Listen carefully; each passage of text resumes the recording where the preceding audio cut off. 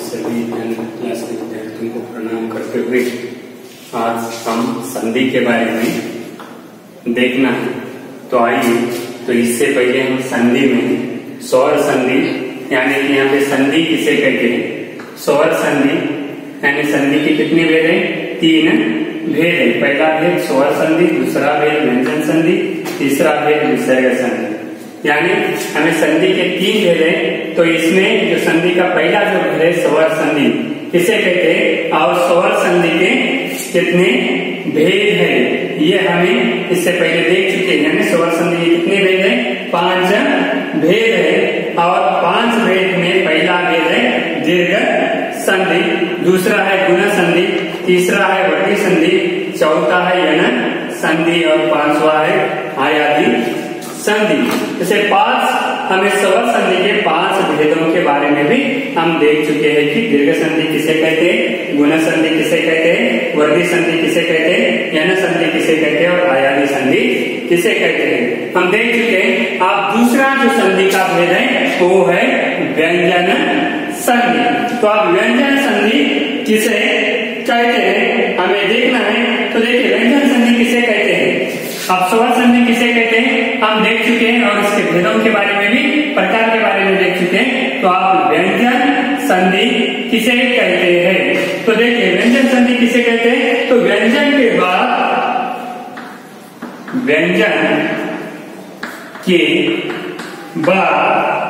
व्यंजन या स्वर, व्यंजन या स्वर, व्यंजन या स्वर आने से जो परिवर्तन होता है, जो परिवर्तन होता है उसे हम क्या कहते हैं, उसे व्यंजन संधि कहते हैं। उसे क्या कहते हैं, व्यंजन संधि कहते हैं। तो व्यंजन संधि किसे कहते हैं, ये व्यंजन संधि की व्याख्या है। यानी व्यंजन के बाद व्यंजन या स्वर आने से जो भी परिवर्तन होता है उसे हम व्यंजन संधि कहते हैं। तो देखिए इसमें जो व्यंजन संधि का पहला नियम, इस व्यंजन संधि का पहला नियम किसी वर्ग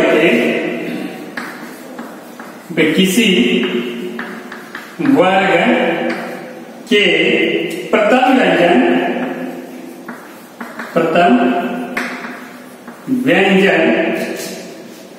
के बाद प्रथम व्यंजन के बाद अगर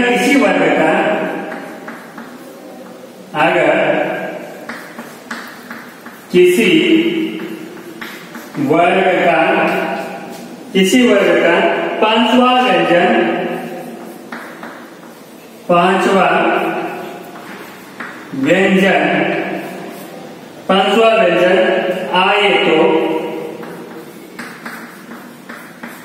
आए तो प्रथम व्यंजन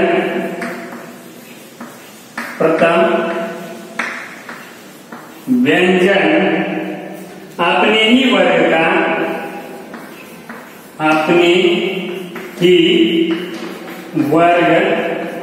का 5वां व्यंजन होता है,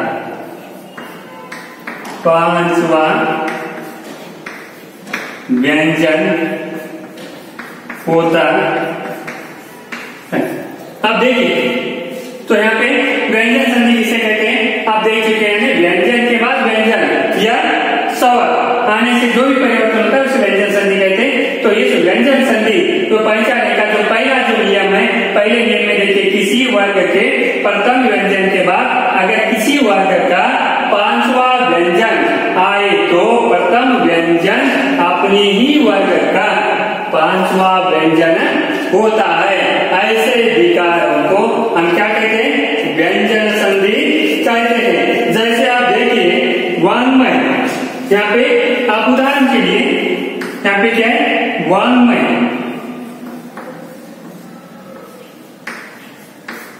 आप देखिए यहाँ पे वा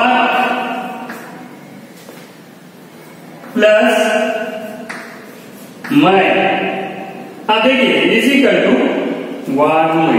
अब देखिए यहाँ पे किसी वर्ग के प्रथम व्यंजन के बाद, किसी वर्ग के प्रथम व्यंजन के बाद अगर किसी वर्ग का पांचवा व्यंजन है तो प्रथम व्यंजन अपने ही वर्ग का पांचवा व्यंजन बन जाता है।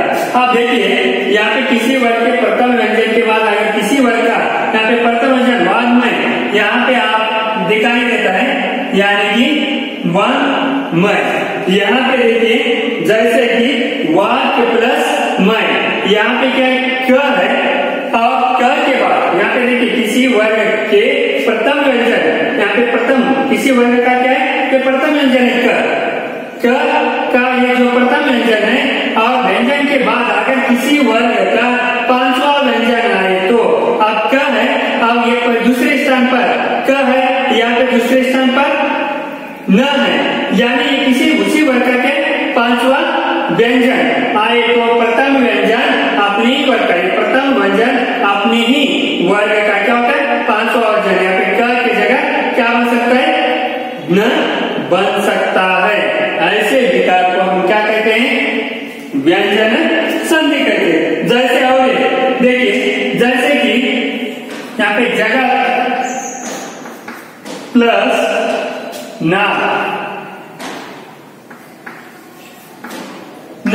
अब देखिए यहाँ पे जगह यानी कि प्लस ना, यहाँ पे जगह प्लस ना, जैसे कि आप देखिए यहाँ पे जगह क और यहाँ पे क्या ना, यहाँ पे क है, यानी किसी वर्ग के प्रथम व्यंजन के बाद यहाँ पे प्रथम व्यंजन और क है, अगर किसी वर्ग का पांचवा व्यंजन आए तो यहाँ पे इसका ही यहाँ पे अंत में क्या है न, तो पांचवा आए तो प्रथम व्यंजन अपनी वर्ग का पांचवा व्यंजन होता है। यहाँ पे क की जगह क्या होता है न हो सकता है, इसका क किसमें परिवर्तन हो सकता है अपने ही वर्ग के पांचवें अक्षर में यहाँ पे परिवर्तन हो सकता है। क के बाद उसी वर्ग का यहाँ पे पांचवा अक्षर सामने आए तो ये त ही अपने ही वर्ग के पांचवें अक्षर में परिवर्तन हो सकता है। तो ऐसे विकार को भी हम क्या कहते हैं व्यंजन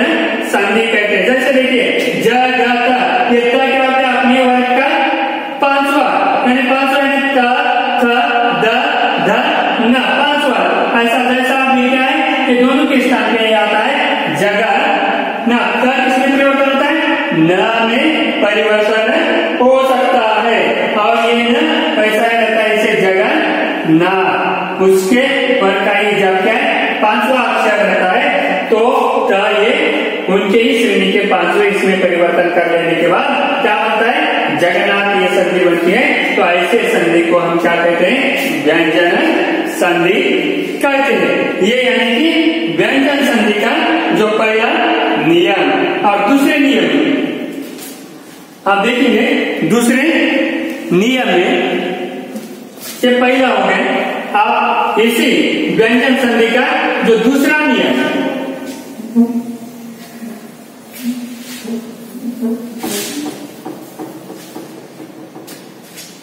अब दूसरा नियम यानी व्यंजन संधि का यहाँ पे क्या है दूसरा जो नियम है, आप देखिए किसी वर्ग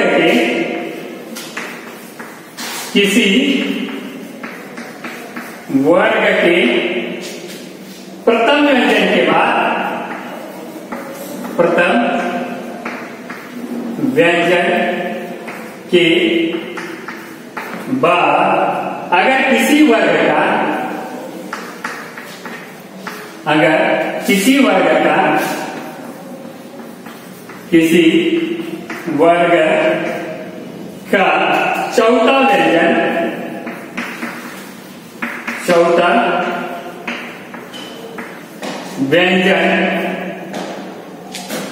चौथा व्यंजन अथवा कोई स्वर या कोई अंतस्थ अक्षर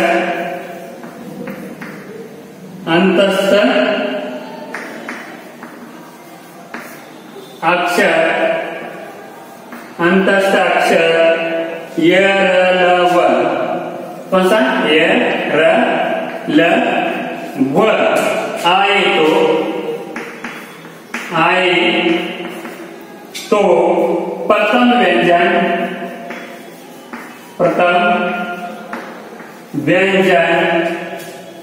अपने वर्ग का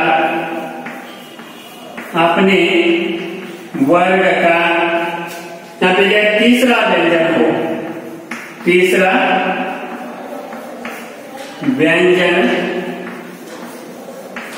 हो उस हो जाता है, उसे क्या कहते हैं, उसे भी व्यंजन संधि कहते हैं। उसे क्या कहते हैं, व्यंजन संधि कहते हैं। जैसे आप उदाहरण के लिए आप देखिए दिख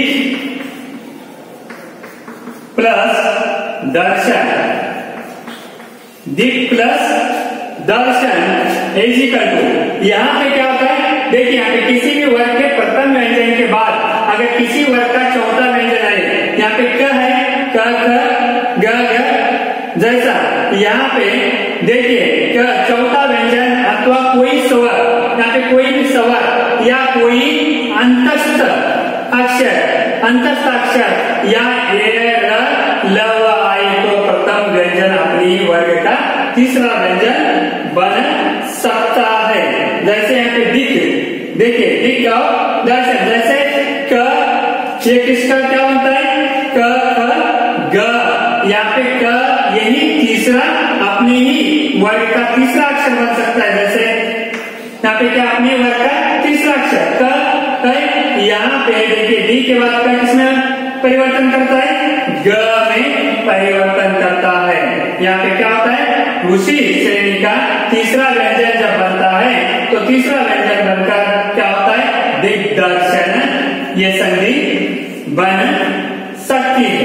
तो ऐसे संधि को भी हम क्या कहते हैं, व्यंजन संधि कहते हैं। जैसे आप देखिए दूसरा, जैसे जगत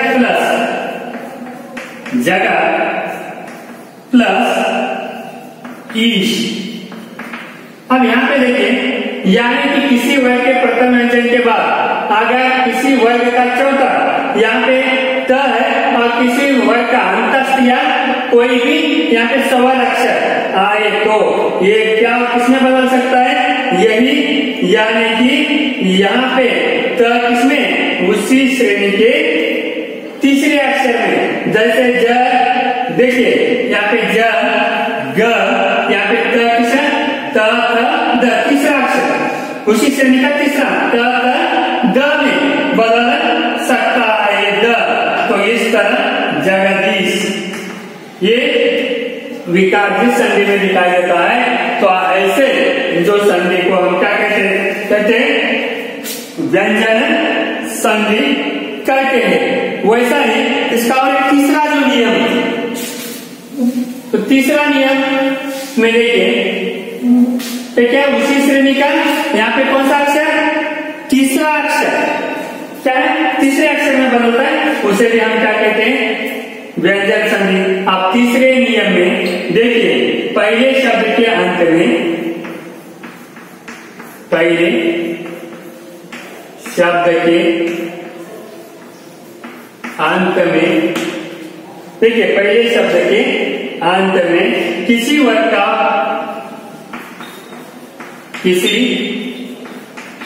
वर्ग का पहला व्यंजन हो, पहला व्यंजन हो, पहला व्यंजन हो और दूसरे शब्द के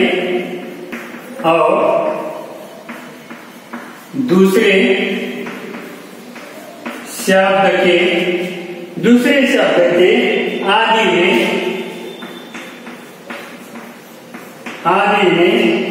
ह हो तो पहले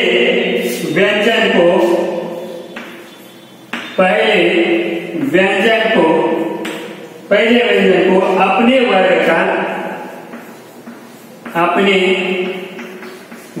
का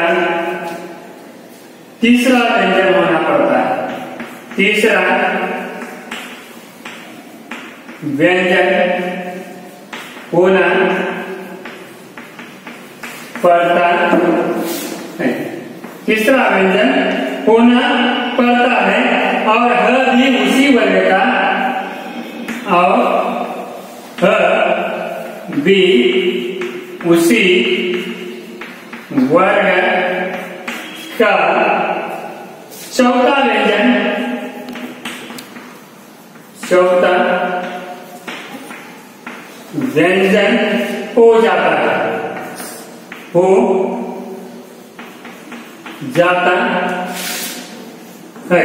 ऐसे विकार को भी हम क्या कहते हैं, व्यंजन संधि कहते हैं। जैसे देखिए आप उदाहरण के लिए वाट प्लस हरी, यहाँ पे देखिए पहले शब्द के अंत में किसी वर्ग का पहला व्यंजन हो और दूसरे शब्द के आदि में ह हो तो पहले व्यंजन को ह हो तो देखिए यहाँ पे है और हो तो व्यंजन को अपने वर्ग का तीसरा व्यंजन होना पड़ता है। इसका याद, इसके सामने ह अगर है तो किसमें बदल सकता है, उनके ही वर्ग के तीसरे अक्षर में बदल सकता है। तीसरा अक्षर कौन सा है, क होने के बाद क और ग। इस तरह देखिए यहाँ पे ये क किसमें, ग में बदल सकता है और यहाँ पे ध, अभी मैंने कहा तीसरा व्यंजन होना पड़ता है और ह भी उसी क्या है, वर्ण का चौथा व्यंजन हो जाता है। ह भी क्या होता है, इसी वर्ग का चौथा व्यंजन हो सकता है। यहाँ पे ह क्या बन सकता है, चौथा।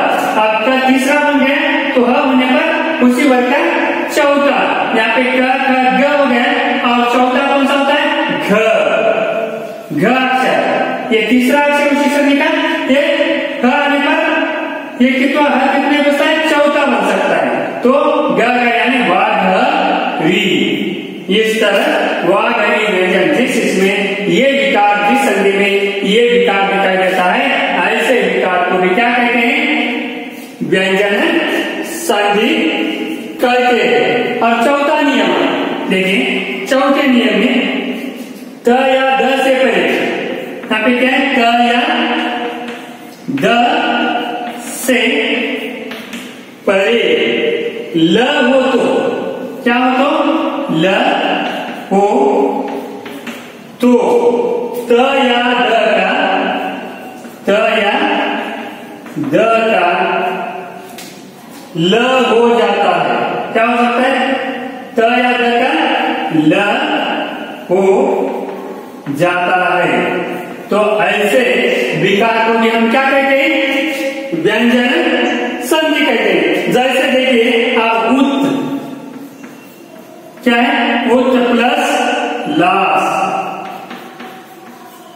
तो यहाँ पे त या द से परे ल हो तो अगर इसके सामने त के सामने क्या है, त या द को छोड़कर परा यानी ल, ऐसा द को और द को छोड़कर यहाँ पे ल दूसरा आ गया, ल हो तो त या द किसमें, ल में ही बदल जाता है।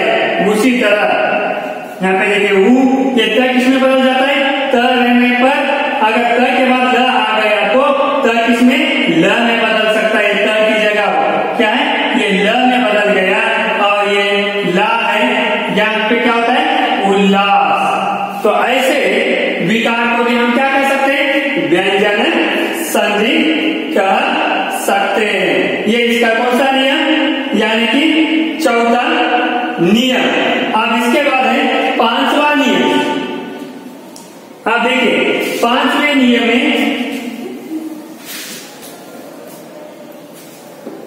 तो पांचवा नियम में क्या है, अब त या द से परे, यहाँ पे क्या है, यहाँ पे भी त या द से यानी कि परे, यहाँ पे क्या नहीं पर श हो तो क्या हो, तो वहां पे ल हो तो, और यहाँ पे पांचवें नियम में श हो तो त या द का क्या हो सकता है, अब इसका श हो जाता है। क्या होता है,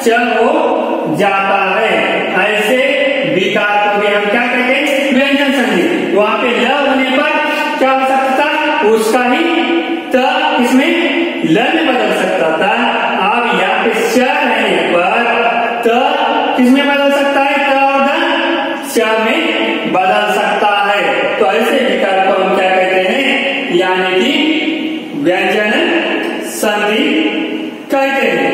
अब देखिए यहाँ पे त द से जिसके सामने स जब आता है, अब यहाँ पे देखिए सत प्लस देखिए शासन, सत प्लस शासन, यहाँ पे त या द, यहाँ पे त है या द है, तो इससे पहले क्या है, तो श है, तो इसके सामने क्या है, श आ गया, तो ये श किसमें बदल सकता है, यानी कि श आने पर ये त और द किसमें बदल सकता है, च में बदल सकता है। और देखिए अब सत, यानी कि देखिए यहाँ पे क्या है, इक्वल टू यहाँ पे स किसमें बदल सकता है, च में बदल सकता है। ये क्या है, च में बदल सकता है। और उसका ही यहाँ पे स आने पर और इस श किसमें बदल सकता है, तो छ में बदल सकता है। किसमें बदल सकता है, छ में बदल सकता है, छ हो जाता है और श बदल कर क्या हो सकता है, छ हो जाता है। यानी ये श बदल कर क्या होता है, श बदल कर इसमें क्या होता है, श बदल कर श हो जाता है। ऐसे विकार को हम क्या कर सकते हैं, वही व्यंजन संधि, जैसे त का यहाँ पे क्या बना, च बना, और श का यहाँ पे छ बन सकता है। यानी कि यहाँ पे क्या है, सच्चा सन, ये संधि बन सकती है। तो ऐसे संधि को भी हम क्या कहते हैं, व्यंजन संधि। जैसे ये वाक्य है, त या द से पहले स्य, यानी त के बाद यहाँ पे स्य आ गया समझो, तो त या द का स हो जाता है और क्या होता है, श, यही सामने का श बदलकर क्या होता है, श हो सकता है। इस तरह के विकार को हम व्यंजन ही संधि कहते हैं। इस तरह ये क्या है, संधि के जो ये आपके पास जो नियम है, और इसी प्रकार हमें क्या है, ये संधि व्यंजन संधि किसे कहते हैं, और व्यंजन संधि के किस इस तरह के 5 जो विकार जिस इसमें संधि में दिखाई देते हैं, ये विकार दिखाई देने से उसे हमें क्या कहा जाता है, व्यंजन संधि कहा जाता है। इस तरह यहाँ पे क्या है, व्यंजन संधि के ये 5 नियमों से हम व्यंजन संधि को पहचान सकते हैं। और व्यंजन संधि किसे कहते हैं, और इसके 5 नियमों को हम देख चुके हैं। तो इसके माध्यम से ही, इस व्याख्या के माध्यम से हमें व्यंजन संधि को आसानी से पहचान सकते हैं। और यही आपके एग्जाम के लिए क्या रखा गया है, यानी सवर संधि के 5 वैद्यक संधि, गुण संधि, वर्ग संधि, यन संधि, उसके बाद व्यंजन संधि। इसमें से ही आपके लिए कितने मार्क्स का, 1 मार्क्स का एनुअल एग्जामिनेशन के लिए ये प्रश्न रह सकता है। यहाँ पे दिया जाता है सच्चा सन, ऐसा संधि दिया जाता है, और सच्चा सन ये किस संधि का उदाहरण है, नीचे दिया जाता है व्यंजन संधि, सवर संधि, दीर्घ संधि, गुण संधि। आप में से जो सही ऑप्शन है वही सही ऑप्शन को चूज करना पड़ता है। ये आपके सिलेबस के लिए जितना जो संधि रखा गया है, यहाँ पे ये संधि आपका जो संधि सिलेबस के अंतर्गत जो भी आपको दिया गया है, वो संधि यानी आपके सिलेबस के अंतर्गत जितनी संधि है, यहाँ पे ये सिलेबस आपका यहाँ पे समाप्त हो सकता है।